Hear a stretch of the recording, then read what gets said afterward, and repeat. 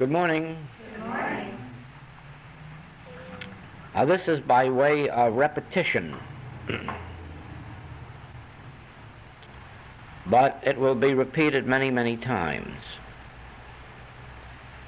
because in this work that has been done since the return from the mainland,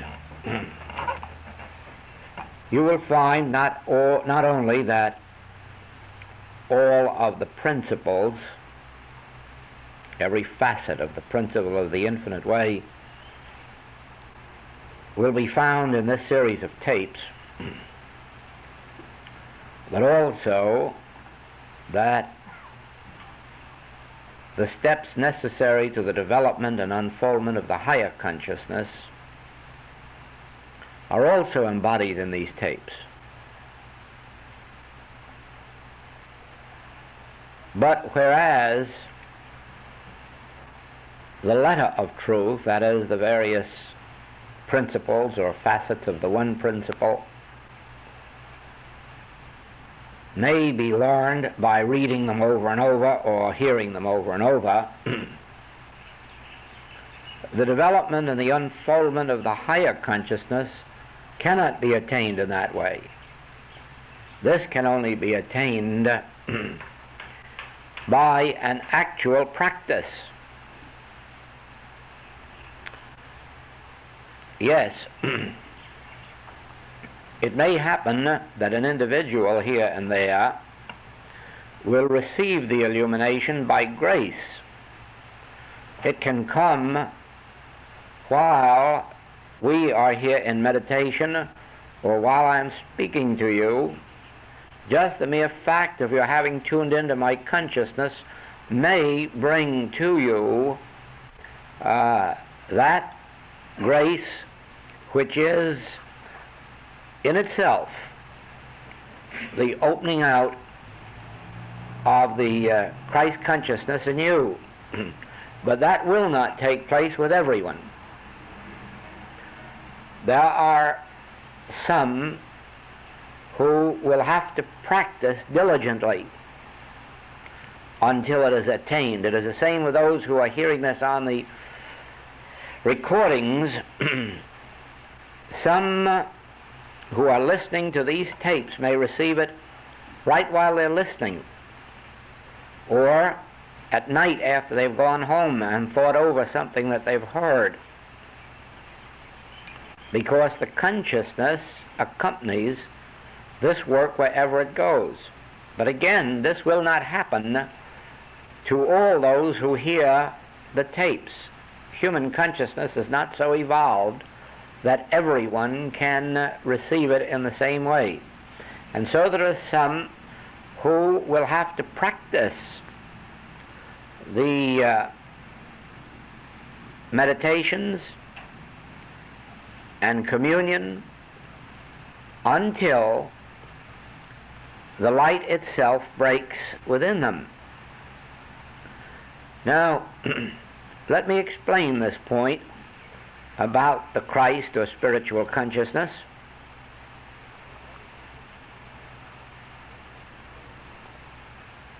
Those of you who read Bertrand Russell's article in last Saturday's Star Bulletin on agnosticism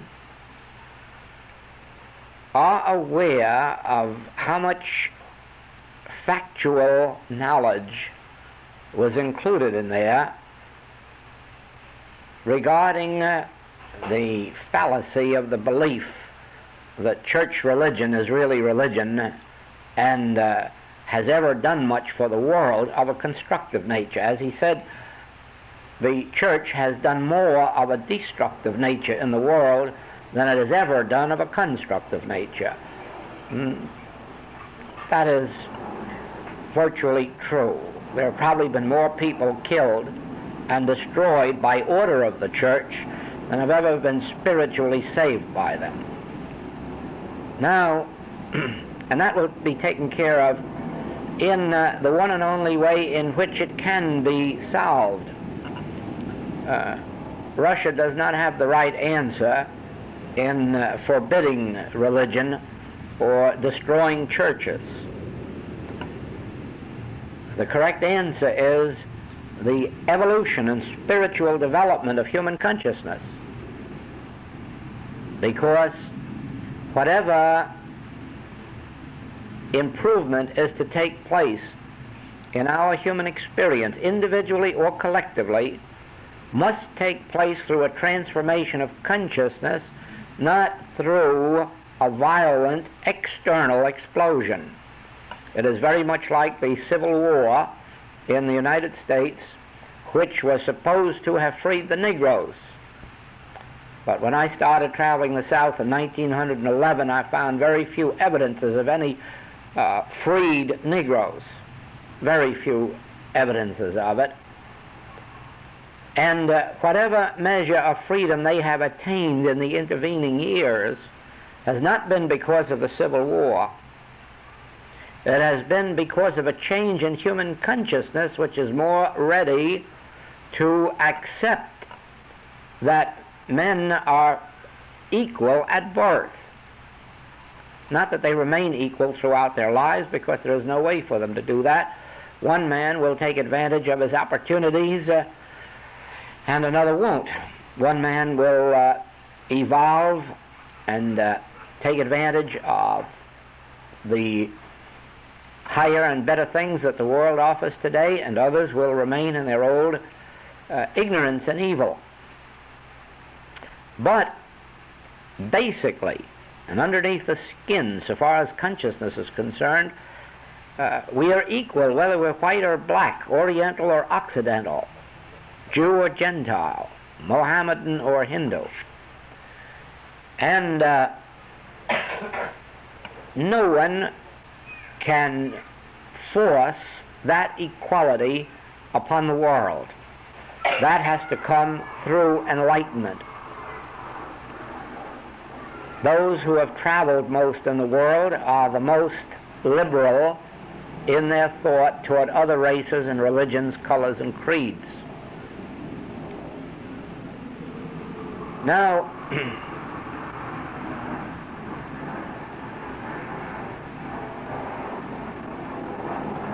when Mr. Russell finishes condemning the church, he leaves his article right there at the standpoint of condemnation, because he has no answer beyond that. He merely knows that what the church has done or is doing is in the main wrong, but he has no way of telling you what is right, because he doesn't believe in God himself. So his answer could only be to stop the churches doing what they are doing, and then leave us in the sublime ignorance which he acknowledges he himself is in. Of course, this, you understand, comes for only one reason. Mr. Russell and all the agnostics and atheists like him may have very good minds, very good reasoning ability, and they can read and analyze and study. And when they reach that limit, they have reached their limit, because they know nothing about a transcendental mind. They know nothing about the mind that was in Christ Jesus. They know nothing about a state of consciousness that transcends ordinary human knowledge. It is just as if there could be a group like us who had never heard of music, and had never heard music, and then could become absolutely convinced that there is no music and could be no music, and the proof of it would well be that when we heard music, we'd say, see that? Just a lot of noises. And so it is that when you show forth an evidence to an agnostic or an atheist of spiritual power, they say it's just an accident. Now, we have risen a step above that intellectual knowledge of what is right or wrong, in that even before we attain an actual experience of the Christ, we know there is such a thing to be attained. Something within us has already said there is something more than what the eye beholds. Something within us has already said to us there is something that the eye does not see, that the ear does not hear. In other words, we say there must be a God. There is a God. And even if we have not attained the experience of God, we at least have an inner conviction that is not based on knowledge, that is not based on intellectual perception or reasoning or thinking. It is based on something that has been called the still small voice, which assures us that even without plunging our hand into Jesus' side, we know that there is a resurrection. Now, the step beyond knowing this is experiencing it. And so we come to this point of either receiving by grace an illumination that brings us into the awareness and experience of Christ, or we faithfully practice until that attainment is achieved. Now, the practice consists of something along this line. Let us agree that we have in this room 12 or 15 or 20 people, and that the resources in this room will be, let's say the financial resources, will be the sum total of the resources of each one of us individually. And then we'll total it all up and say, well, there's $300 in this room. So then the resources, economically speaking, in this room are $300. And now let us say then, how much physical strength is there? And so we will each punch one of those bags and find that we average 150 pounds of punching power multiplied by 20. And so we have 3,000 pounds of punching power in this room. And so we can go on and arrive at the physical, economical, and by virtue of IQ tests, we can even arrive at the mental force or power that there is in this room. And so far as our friends are concerned,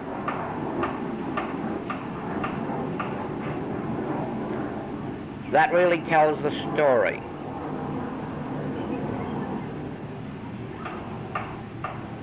However, we could easily find ourselves in trouble, because if a headache develops, there's no aspirin in this room.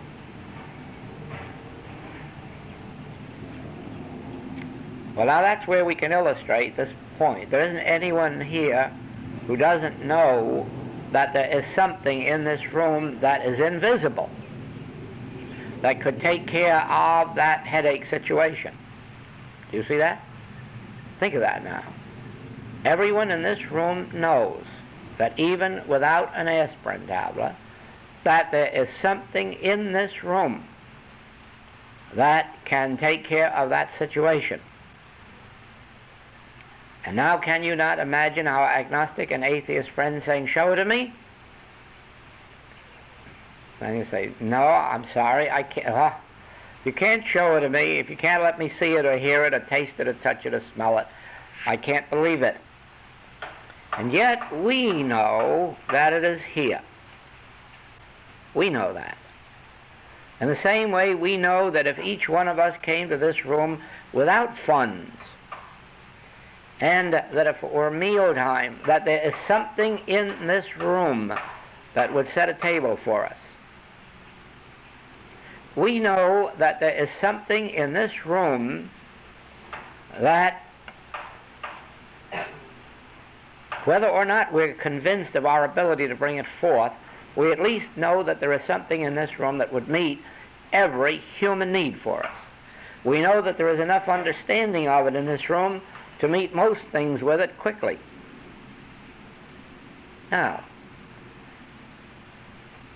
we know further that that thing that is in this room isn't in a room, it's in consciousness. But it's not merely in a word called consciousness. Actually, it is in my individual consciousness. And it is in your individual consciousness.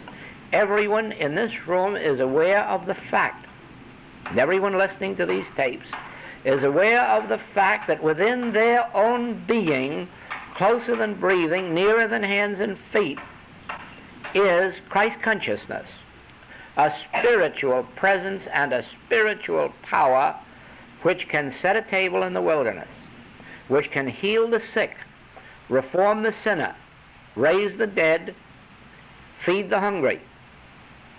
There is that presence and there is that power, and it is here within you and it is here within me. Now, in some measure, you have seen it operate in my consciousness, and with some of you, I have seen it operate in your consciousness in some measure. Not sufficient, but at least sufficient to prove that it is there, that it is available, and because of this, it can be brought into instantaneous and complete manifestation and evidence. Now then, here is a statement of a transcendental nature,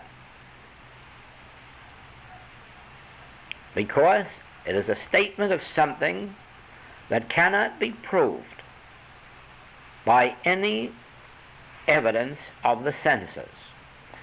You might say, oh yes, if I experience a healing, that will be proof.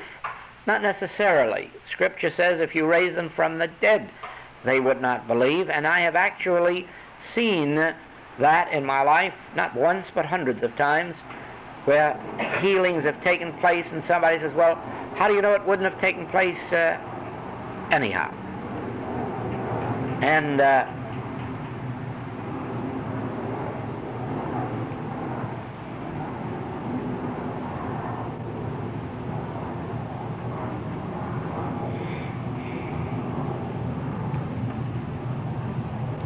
then there are all these other natural ways that it could have come about.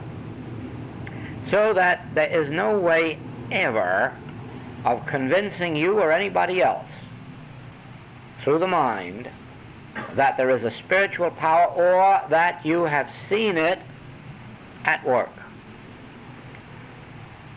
There is, of course, the same inner awareness that tells you when you have experienced God in action, when you have experienced a spiritual healing. All so-called spiritual healings are not spiritual healings. In other words, the mere fact that you have turned to God or turned to a practitioner or teacher and received a healing does not in and of itself mean that a spiritual healing has taken place.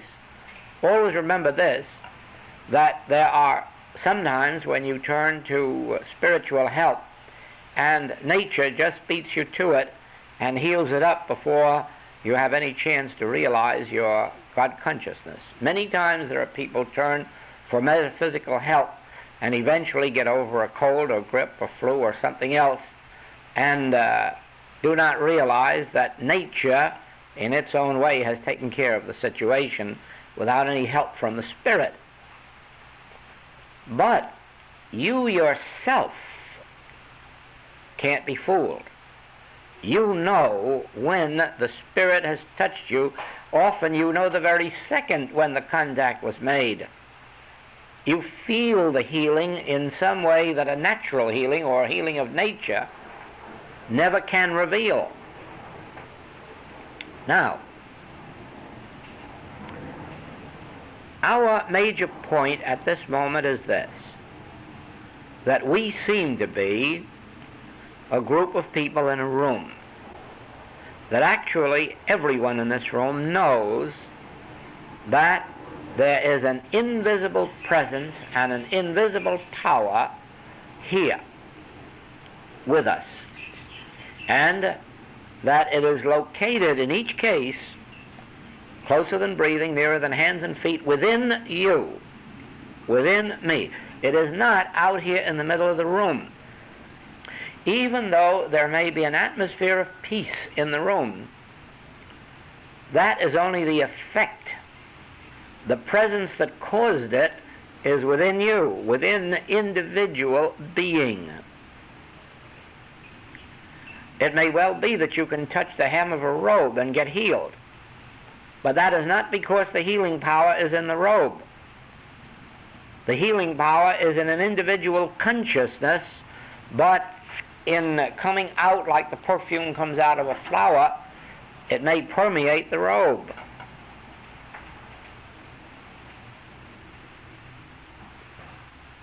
Now,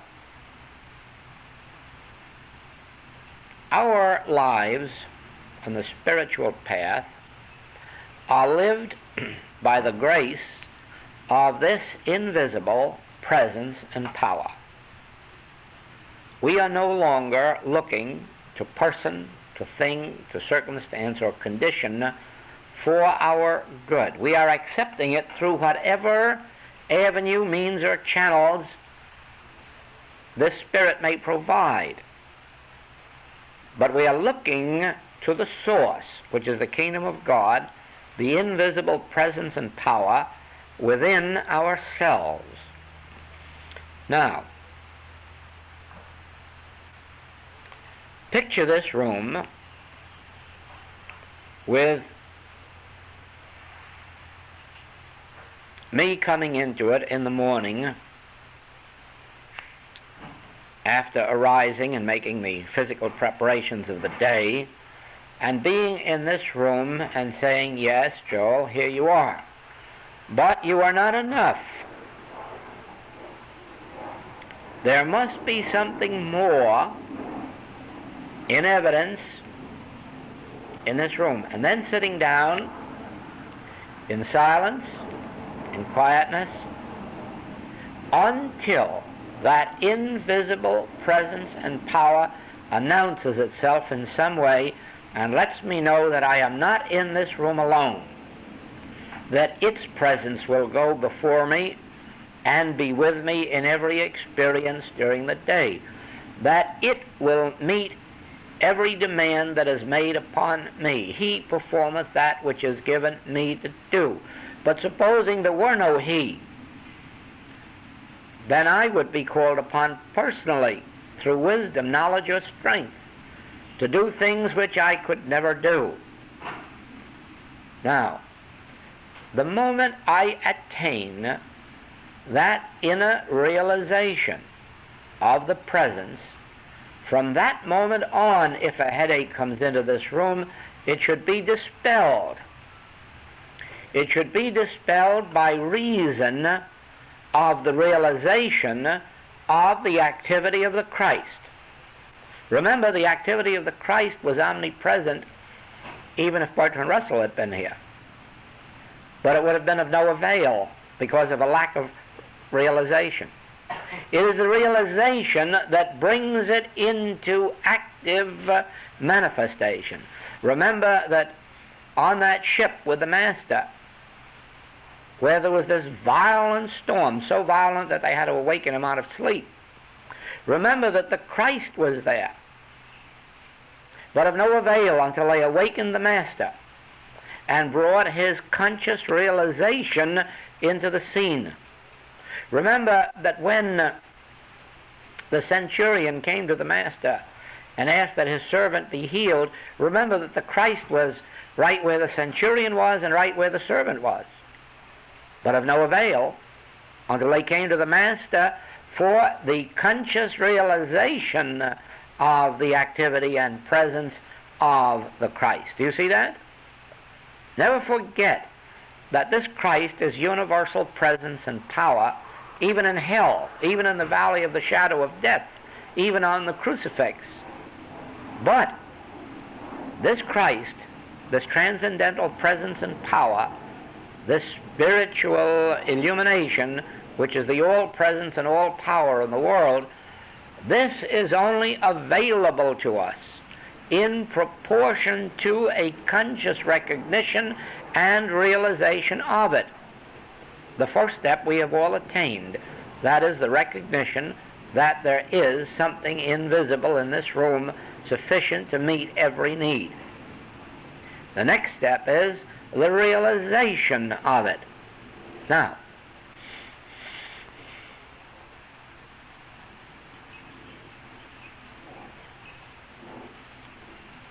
the function of a teacher, which will be your function as you go out in life, whether or not as a recognized teacher or an invisible one, is not important. But the function is, first of all, to reveal this principle. Second, wherever there is a degree of receptivity, to bring it into conscious expression. So is your function. First of all, you cannot function on a spiritual plane until you have attained that experience. Yes, you can be an instrument to lead others to it through the spoken or written word, but actually to function in the fourth dimension, you should be functioning there in your own life in order to be able to help others to function there in theirs. And to function in the fourth dimension means to have available to you that which you know is now within your own being, the Christ. Just as you can count up how many dollars you have, just as you can count up how much physical strength you have, so you should be able to say, ah, yes, but I still have something greater than all these, and that is this infinite invisible, which is the source of these others, and the multiplier, and the maintainer, and the sustainer, as well as the original creator. Now, every day, many times a day, all those who are part of this work through being in this room or being a part of the tape work must realize this truth, that it isn't sufficient to be Joel or Bill or Mary, unless you can bring into active expression this invisible center of your being, until you can bring yourself to that point where it speaks to you, where it voices itself or utters itself or reveals itself in some way. You are not yet functioning in the fourth dimension. The fourth dimension gives you access to the infinity of God. It gives access to the whole ocean of supply, economic, health, moral, intellectual. The whole sea of God is available. The whole sea of spirit is available, and all the resources in the fourth dimension of life. But that fourth dimension of life is the point that these agnostics, philosophers, and most religionists know nothing about. That is why religion is still so busy praying to a God who doesn't even know enough to know what they need until they tell it. Whereas, actually, God is the all-knowing mind and is the divine love unto our experience, but withheld from us not by itself, but by our inability to penetrate to it. Just as Jesus Christ could not have iceless refrigeration, although it's right there now on the spot where he was born, but he couldn't have it because there was no one in the world who could at that time penetrate into the realm where the secret of electricity and electric power was to be found. It was always within their own being, but there was no one to penetrate that realm. In the same way that when he needed transportation, he sent outside for a jackass. But right now, in the place where that jackass was, is an airfield. Why? Because somebody penetrated the withinness of their own consciousness and came forth with the secrets of air travel. Where did the Wright brothers find all that? In their consciousness. They went within and they brought into the without the secrets of air travel. So it is, the Christ, the fourth dimension of life, is an area of your own consciousness. It and all of its activities, functions, qualities, characteristics, nature, is within you. And it is when you get up in the middle of the night or early in the morning before the rest of the family is up and find your peace and quiet, that you can turn within and say, I know there is an outer me sitting here, but I also know there is an inner me. I also know there is a divine presence. I know the whole power and presence of God is right here where I am. I know that the kingdom of God is within my own being, and I know that I must be still enough and silent enough to let it come forth into expression. And then you see, you do away with the need for those aspirin tablets.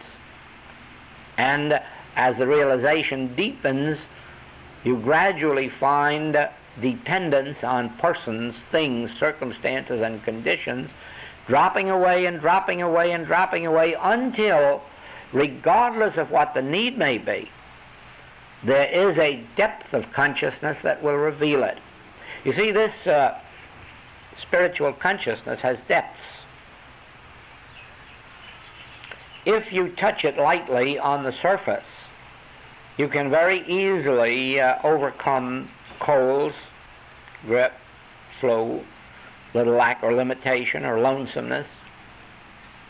But you'd have to go far deeper than that to work out your problem of supply. I don't mean just today's supply, but I mean the realization of omnipresence of infinite supply. You'll have to go deeper than on the surface, the same way as to overcome the deeper problems of life, you have to go far deeper than the surface of this consciousness. It is, as it has been said in one of the ancient wisdoms, that the best pearls are the deepest down in the sea. And only the divers who can go the deepest can get the best pearls. And so it is in spiritual wisdom and illumination. Only those capable of going deeper and deeper and deeper into their own inner being achieve the fuller measures of Christhood. Just as in the Garden of Gethsemane, the Master had to reach down to the very, very bottom of the ocean to bring forth the ability to be resurrected and to make the ascension. You can be assured he was in torture trying to reach the depth of that.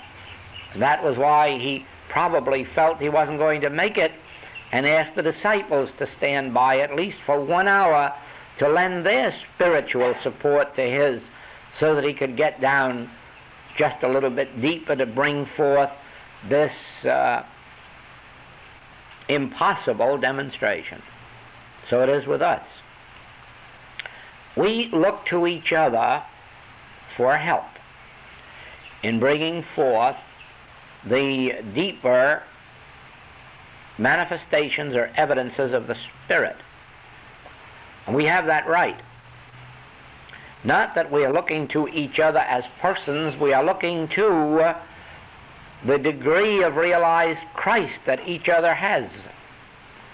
And sometimes where two or more are gathered together, there is a greater evidence of that Spirit than would otherwise be the case.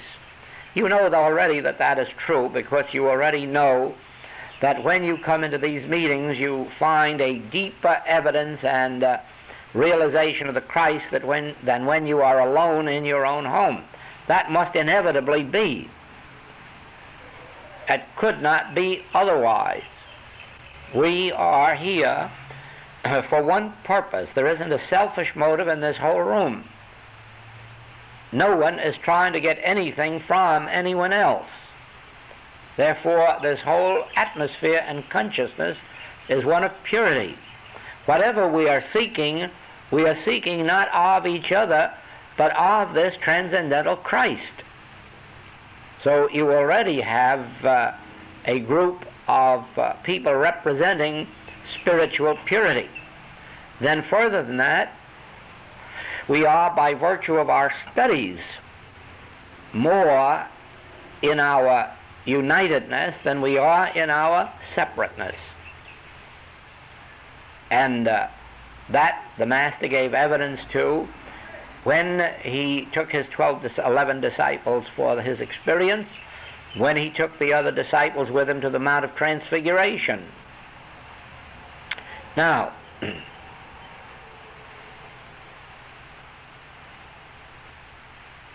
I said this is repetition, but you see the purpose of it, because the continuous coming here, which acts in the same way that the continuous study of the writings or hearing of the recordings, all of this is an enrichment of consciousness and making it possible for us to go deeper. But the experience itself still is an individual one. And if you are not practicing it in your own home, it is as if you were walking around this earth just as your own self, rather than developing a consciousness of another presence or power within which will never leave you nor forsake you. That, you see, has to be an individual experience. It has to begin in the morning, because it is such a foolish thing to do anything during the day, even starting out in the morning, of our own wisdom, of our own power, of our own strength, when by virtue of a 5, 10, 15, 20, 30-minute resting in the Spirit, we can bring forth more menahunis than Hawaii ever had. Now, it isn't sufficient to accomplish that in the morning and let it go for the rest of the day, because there is a pressure from without, a world pressure that is produced by the headlines, by the radio news, by the occurrences all over the world, which, even though we are not conscious of it, acts as a mesmeric force to separate us from our realization of that presence. You do not yet know the operation of this mental force that is in the world by virtue of men's beliefs. You cannot imagine, except when you realize, for instance, what has happened many times in theaters when somebody yelled fire, and then saw how just there may have been no fire, or it may have been a small, insignificant one, but that cry of fire froze everyone. It acted as a state of hypnotism and made people do the things that in their ordinary senses they would never have been guilty of. Now, we do not hear the cry of fire. We're not aware of it, but it is being voiced by all those who are in fear, whether they're in fear of communism, or whether they're in fear of Huns, or whether they're in fear of Jews, or whether they're in fear of a depression, whatever they may be in fear of, they are crying fire in their hearts. And that cry goes out into this invisible world, and we do not know what hits us. We only know we have a sense of separation from God, of futility, and we think it's our fault. It is only our fault in that we have not renewed our conscious relationship with that Christ, our conscious realization of that Christ. If we renewed it a dozen times a day, then these mesmeric influences of the world would not touch us. Then we could say, none of these things move me. Or who convinceth me of sin? Then you could never be moved, because you'd have yourself so established in your spiritual wisdom, in your Christhood, that you could not be moved by appearances. Do you see that? But that is something that each one must attain for themselves. And not only attain, but maintain. Does the time ever come when we can relax from that? And the answer is no. As time goes on, we have to intensify it. The Master couldn't relax even at the time of the crucifixion and the resurrection. If he has relaxed, it was after the ascension. And if there is a time for relaxing from this, it will be after our ascension, although we may not have to pass on to make that ascension. But so far as is known, no one has attained it this side. Now,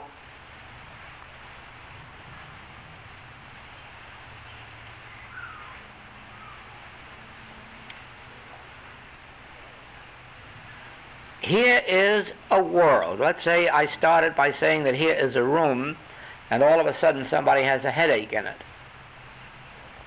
And so the rest of us are called upon to accept the responsibility to realize the Christ, the activity, presence, and power, the Spirit of the Christ, because where the presence of that Spirit is, there is liberty.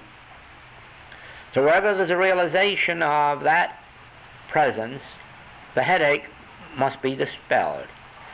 Every headache and footache and leg ache and stomach ache in this room, and in all the rooms where the recordings are being heard, must be dispelled by the conscious realization of the activity and presence of the Christ, first of all by some one individual in that room, and eventually by every individual in that room.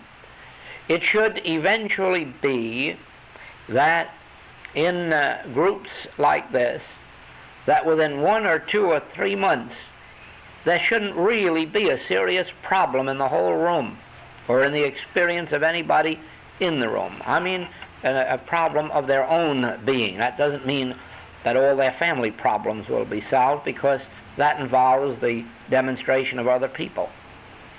But so far as problems which concern our own being, a month or 2 or 3 of this kind of work, dedicated only to the realization of the Christ, should result in every one of us being, shall we call it, 99% free of the thoughts and things of the world, or 98 or 95 or 92, all of which would be good demonstration. And it can be, that should be, because there is a sufficiency of realized Christ to meet these needs, and more especially as a second one, a third one, a fourth one, and a fifth one begin to attain this conscious realization of the Christ, it should benefit all of us. Now then, that is not the goal of our work. The goal of our work is proving this principle. Because if we prove it, by my becoming free of 90% of the world's problems, and then one or two or three of you, and ultimately all of you becoming free, then does the question not arise, but in the house next door there is a headache, and on the street below us there's a cancer and consumption and polio, and in the community next to us is the fear of war, and in the country next to us is the fear of atomic bombs. Do you not see now that every man becomes our neighbor? Every nation, every country becomes our responsibility. And as this Christ becomes a realized experience, we not only are meeting our own headaches, but the headaches of friends, of relatives, finally of neighbors, finally of the people down the street and around the corner. And in this wise, and only in this wise, will the problems of life be solved. The introduction of the transcendental thing called Christ alone will meet the problems of the world. You see, we could take the League of Nations and watch it break up after World War I, and then say, why did it break up? Because the man who was the source of it, the creator of it, the founder of it, was, in spite of all his worldly ignorance, at least an honest man. And the answer is that the League of Nations could never function on any higher level than the mind of the humans that formed it. And they were all politicians, and they were all so-called statesmen, which is a very refined word for a very ugly thing. Now, the same is true of the United Nations. It can never function on any higher level than the mind that constitutes it. What is the mind that constitutes it? Well, its primal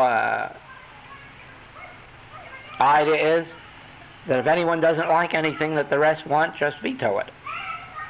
So it can't rise any higher than the veto. Never, never. No matter how many wonderful things are embodied in the United Nations, it can never rise higher than the veto. Because as soon as somebody doesn't like what all the rest like, it's vetoed. So you see, it can't really operate for peace. It can only operate for peace if it doesn't interfere with the activity or thought of someone who has the power to veto it. And it doesn't mean that always there will necessarily be one power doing the vetoing. Now, if by any chance there should be changes made in those organizational laws, rules of the United Nations, it still will only function on the level of those who form a majority. And the majority may one day be good and one day be evil. Now, when the transcendental factor enters human consciousness, then, whether it's United Nations or League of Nations, then it becomes an instrument of good. Then it becomes the human activity for the mind that is now functioning in it, and that mind is Christ, or spiritual good. I hope you can follow this point, that no organizational activity can ever be better than the mind that at the moment is ruling it. And that nothing can change that except the activity of the Christ. You can take that down to individual experience too, and say that your bookkeeping cannot be any more accurate than the bookkeeper who runs your books, or that your bookkeeping can't be any more honest than the honesty of your bookkeeper. So the only way to improve the physical activity of your bookkeeping is to improve the nature of your bookkeeper's consciousness. So it is with every factor of life. Here we have people, human beings in this room, made up of a composite of good and evil. You don't know how much evil there is in this room of humans, because you do not yet know what evil they would release if self-interest should sufficiently demand it. You know, the strongest power there is on earth, human power, is self-preservation. People have been known to kill for it. People have been known to fight to the death for it. People have been known to rob, steal, cheat, defraud for something that involved their own self-preservation.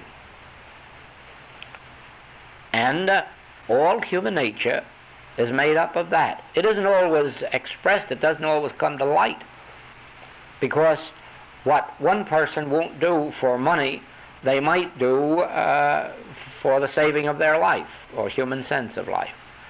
What they might do or might not do for the protection of their own self, they might do for the protection of their child or their parent.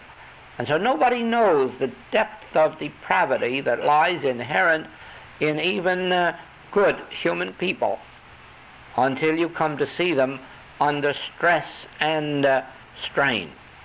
None of this can be eliminated by any desire to be a good person or to conform to the Ten Commandments or the Sermon on the Mount.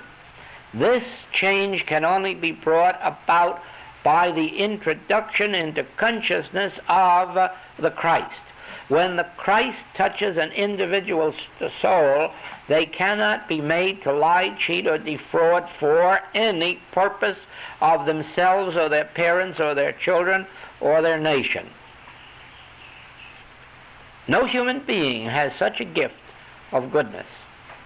Only the achievement of the Christ can make a person rise to where they're willing to lay down their own life for their neighbor's good, where they are willing to give up their own supply for their neighbor's supply. No human being ever can become that good. Only an activity of the Christ realized can bring forth such a life of impersonal devotion, not to people but to the principle of good. Now,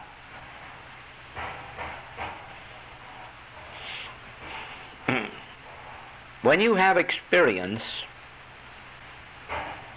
with an active practice or student body, and you get to see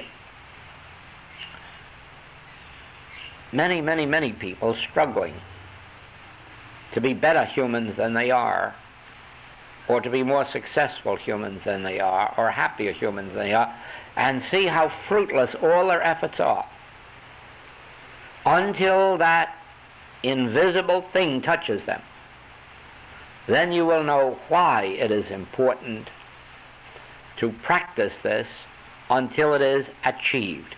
If you could see the hopelessness in the prisons, in the hospitals, in the mental institutes, of anything that is at present at their command to help the situation, you would know right well how important it is that some group of people in the world began to attain the achievement of the fourth dimensional consciousness, the Christ, the Spirit of God that makes men free.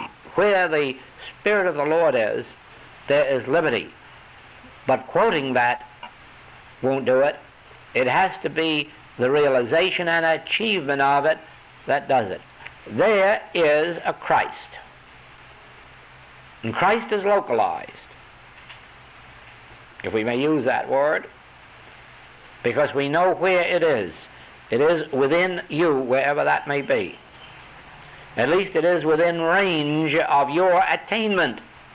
It is within range of our ability to achieve and to experience. But it isn't easy. The Master says the way is straight and narrow, and few there be that enter. There's the reason. Here I am, a human being, and of myself I have no powers to do anything of any worthwhile nature.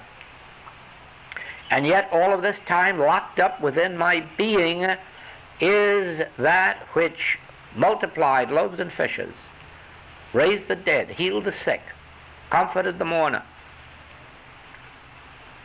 And so it is, and I've learned this by long experience. I've had much experience with people who have mourned. I've learned that no matter what words I can say to them or what beautiful letters I can compose, it is cold and lifeless and does nothing for them unless from the depths of the within something invisible comes forth to touch them, and then it makes no difference what is said or written. The least message, the smallest message, the most seemingly innocuous message seems to bring healing, comforting, salvation. And not because of the combination of words, but because of that invisible and often intangible something that we call the Christ. Our work in the message of the infinite way,